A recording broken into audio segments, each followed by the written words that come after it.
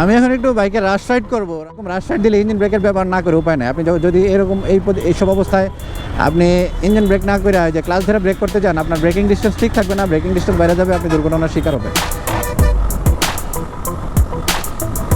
Speedometer দিয়ে খেয়াল রাখেন কত গতিতে বাইকটা চালাচ্ছি এবং চালানোর সময় আমি কিভাবে আমার দুইটা হাতের দিকে খেয়াল রাখেন, আমি ইঞ্জিন ব্রেকের ব্যবহারটা কিভাবে করছি সেটাই একটু খেয়াল রাখেন।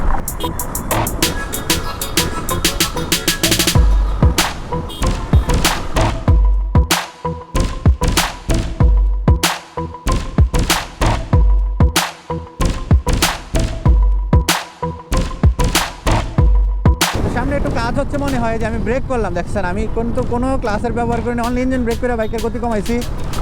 একটা গিয়ার ডাউন করার প্রয়োজন হয়েছে মাত্র, আমি একটা গিয়ার ডাউন করে আবার চলা শুরু করছি। যারা বাইক রাইড করতে পছন্দ করেন দ্রুত গতিতে, তারা সাবধানে বাইক রাইড করবেন, সেফলি রাইড করবেন, সেফটি গিয়ার মেনটেন করবেন।